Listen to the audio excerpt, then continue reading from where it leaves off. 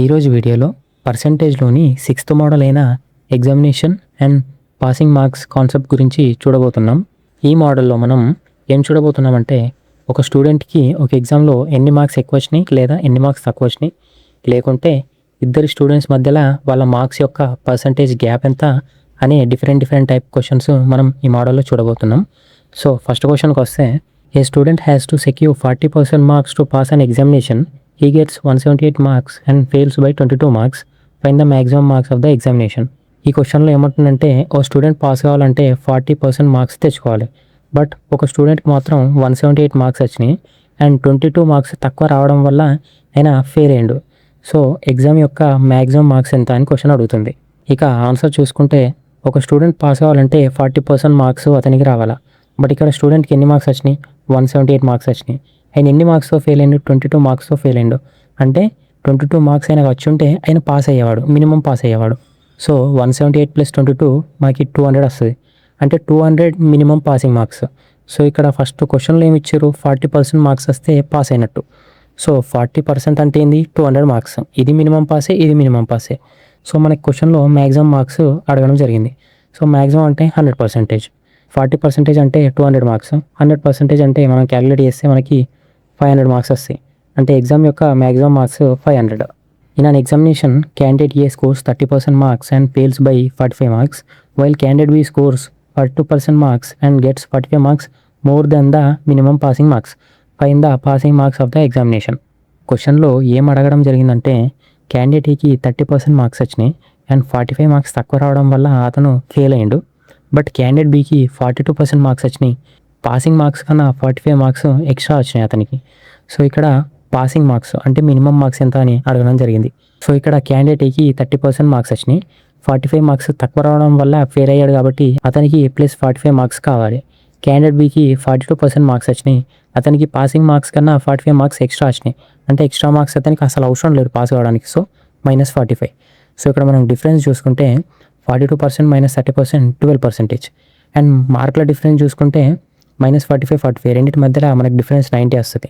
12% equals to 90 marks. అంటే 1% ఎంత వస్తుంది మనకి? 90/12.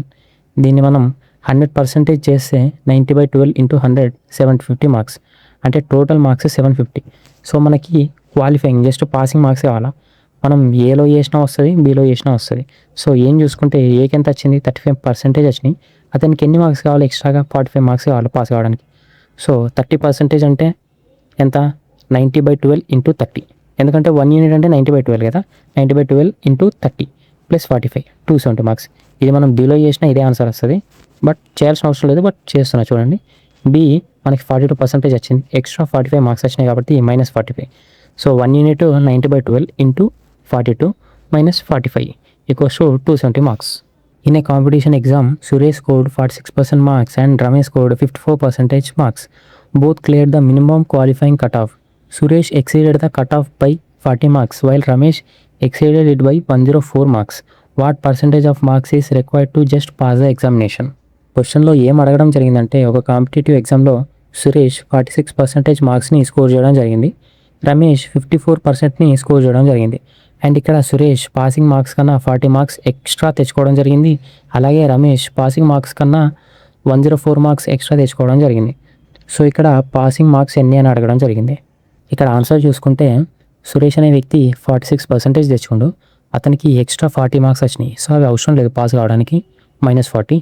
రమేష్ అనే వ్యక్తి 54% తెచ్చుకుండు అండ్ ఎక్స్ట్రా మార్క్స్ 104 తెచ్చుకుండు. అవి కూడా -104 వేయాలి మనం, ఎందుకంటే -104 తీసేసినా అతను పాస్ అవుతాడు. అన్ని మార్క్స్ తీసేసినా సరే అతను పాస్ అవుతాడు. సో -104. ఇక్కడ డిఫరెన్స్ చూసుకుంటే 2% మధ్యలో డిఫరెన్స్ 8%, 2 మార్కుల మధ్యలో డిఫరెన్స్ 64 మార్క్స్. 8% మనకి 64 మార్క్స్ వచ్చింది. అంటే 1% 64/8. సో 8 యూనిట్స్ వస్తుంది. 100% చూసుకుంటే 800. ఇది టోటల్ మార్క్స్ మనకి 800. మినిమం క్వాలిఫైయింగ్ మార్క్స్ ఎంత? సురేష్కి ఎంత పర్సెంటేజ్ వచ్చింది? 46%. ఎక్స్ట్రా ఎన్ని మార్క్స్ వచ్చినాయి? 40 మార్క్స్ కాబట్టి 40 తీసేయాలి, -40. 46 × 1% అంటే ఎంత? 8. 46 × 8 -40 328. ఇప్పుడు రమేష్ చూసుకున్నా సేమ్ అదే మార్క్స్ వస్తాయి. సో రమేష్కి 54% వచ్చింది, ఎక్స్ట్రా ఎన్ని మార్క్స్ వచ్చినాయి? -104. సో 54 × 1% అంటే 8 యూనిట్స్ -104. Equals to 328. 328 అనేది passing marks.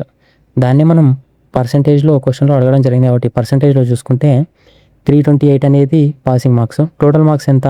800. So 328/800 into percentage రావడానికి 100 వేసుకుంటే మనకి 41%. అంటే 41% వస్తే మనం ఎగ్జామ్లో క్వాలిఫై అవుతాం. సో ఇక్కడ మనం చూస్తే మనకు అర్థమైపోద్ది. క్వశ్చన్లో సురేష్కి 46 వచ్చింది, రమేష్కి 54 వచ్చింది.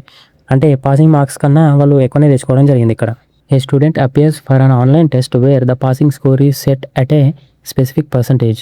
If the student answer 15 questions correctly out of the first 25, they are failing by a margin equal to 10% of the total marks of the exam. If each question carries exactly 1 mark, find the minimum passing marks required for the test. క్వశ్చన్లో ఏం అడగడం జరిగిందంటే ఒక student ఒక online exam రాసిండు. So ఆ ఎగ్జామ్లో student 15 questions కరెక్ట్గా రాసిండు. 25 questions టోటల్ క్వశ్చన్స్, మొత్తం 25 questions ఉంటే అందులో 15 questions కరెక్ట్ ఆన్సర్ రాసిండు. అంతా రాసినప్పటికి కూడా 10% తేడాతో ఆయన ఆ ఎగ్జామ్ ఫెయిల్ అయిపోయిండు. అండ్ ఈడ ఒక్కొక్క క్వశ్చన్కి ఒక్కొక్క మార్కు. సో క్వశ్చన్లో అడగడం ఏంటంటే అసలు మినిమం పాసింగ్ మార్క్స్ ఎన్ని? ఇక్కడ మనం క్వశ్చన్లోని ఒక్కో పాయింట్ని రాసుకుంటూ పోతే మనకు అర్థమయ్యేది ఏంటంటే ఎగ్జామ్లో టోటల్ క్వశ్చన్స్ ఎన్ని? 25. ఒక్కొక్క క్వశ్చన్కి ఎన్ని మార్క్స్? 1 mark. మొత్తం ఎన్ని క్వశ్చన్స్ రాయొచ్చు ఆ స్టూడెంట్ అనుకుంటే 25 questions రాయొచ్చు. కానీ స్టూడెంట్ ఎన్ని రాసిండు? 15 questions రాసిండు. అంటే ఇక్కడ మళ్ళీ ఇంకో పాయింట్ ఏమి ఇచ్చారంటే స్టూడెంట్ 10% తేడాతో ఫెయిల్ అయ్యిండు. అంటే మొత్తం క్వశ్చన్లు 25, అందులో 10% ఎంత? 2.5 marks. అంటే 2.5 marks తక్కువ రావడం వల్ల అతను ఫెయిల్ అయ్యిండు. ఇక్కడ స్టూడెంట్ 15 questions కరెక్ట్ రాసిండని చెప్పడం జరిగింది. సో ఇక్కడ అతను పాస్ కావాలంటే ఆయనకు వచ్చిన మార్కులు ప్లస్ ఫెయిల్ అయిన మార్కులను యాడ్ చేస్తే అతని పాసింగ్ మార్క్స్ మనకు తెలుస్తాయి. సో అతనికి వచ్చిన మార్కులు ఎన్ని? 15 questions కరెక్ట్గా రాసిండు కాబట్టి 15 marks వస్తాయి. ఎన్ని మార్క్స్తో ఫెయిల్ అయ్యిండు? 2.5 marksతో ఫెయిల్ అయ్యిండు. సో 2.5 marks అతనికి యాడ్ చేయాలి. 15 + 2.5 17.5. సో మినిమం పాసింగ్ మార్క్స్ ఎంత అంటే 17.5, 25 marksకి. దీన్ని మనం పర్సంటేజ్లో తీసుకోవాలనుకుంటే 17.5 divided by total marks 25 into 100 అంటే 70% స్టూడెంట్ స్కోర్ చేయాలి పాస్ కావడానికి ఆ exam. Last question and 5th question చూసుకుంటే an entrance exam consists of 2 parts, section A and section B.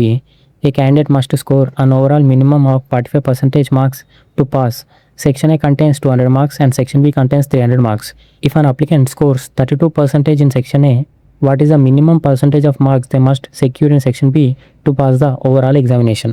క్వశ్చన్లో ఏమంటుందంటే ఒక ఎగ్జామ్లో 2 sections ఉంటాయి, section A and section B. ఒక క్యాండిడేట్ ఆ ఎగ్జామ్ పాస్ కావాలంటే ఓవరాల్గా 45% మార్క్స్ తెచ్చుకోవాలి. సెక్షన్ ఏలో 200 marks ఉంటాయి, సెక్షన్ బిలో 300 marks ఉంటాయి. క్యాండిడేట్ సెక్షన్ ఏలో ఆల్రెడీ 32% మార్క్స్ తెచ్చుకుంటూ సెక్షన్ బిలో ఎంత పర్సంటేజ్ ఆఫ్ మార్క్స్ తెచ్చుకోవాలి? సో అతను ఆ ఎగ్జామ్ క్వాలిఫై అవ్వగలడు. ఆన్సర్ చూసుకుంటే టోటల్ మార్క్స్ మనకి సెక్షన్ ఏ సెక్షన్ బి కలిపితే సెక్షన్ ఏలో మనకి 200, section below 300. So total marks మనకి 500 marks. స్టూడెంట్ ఈ ఎగ్జామ్ పాస్ కావాలంటే ఓవరాల్గా 45% మార్క్స్ తెచ్చుకోవాలి. ఇక్కడ క్వశ్చన్లో ఏం అడిగిండు? ఎగ్జామ్ పాస్ కావడానికి 45% మార్క్స్ తెచ్చుకోవాలి. అంటే టోటల్ మార్క్స్లో 45% ఎంత? 225 marks. అతను సెక్షన్ ఏలో ఆల్రెడీ 32% మార్క్స్ తెచ్చుకుంటూ సెక్షన్ ఏలో ఎన్ని మార్క్స్? 200 marks. అందులో 32% తెచ్చుకుండు అంటే 64 marks తెచ్చుకోండు. ఇప్పుడు టోటల్ మార్క్స్ 225. అతను ఆల్రెడీ సెక్షన్ ఏలో 64 marks తెచ్చుకోండు. 225లోకి వెళ్ళి 64 marks పోతే మనకి 161 ఉంటాయి. అంటే అతను సెక్షన్ బిలో 161 marks తెచ్చుకోవాలి పాస్ కావడానికి. మనం ఇదే పర్సంటేజ్ రూపంలో చూసుకుంటే అతనికి 161 marks కావాలి. అది ఎందులో కావాలి? సెక్షన్ బిలో కావాలి. సో సెక్షన్ బి మార్క్స్ ఎన్ని? 300 marks. 161/300 పర్సంటేజ్ రావడానికి ఇంటూ 100. సో 53.66%.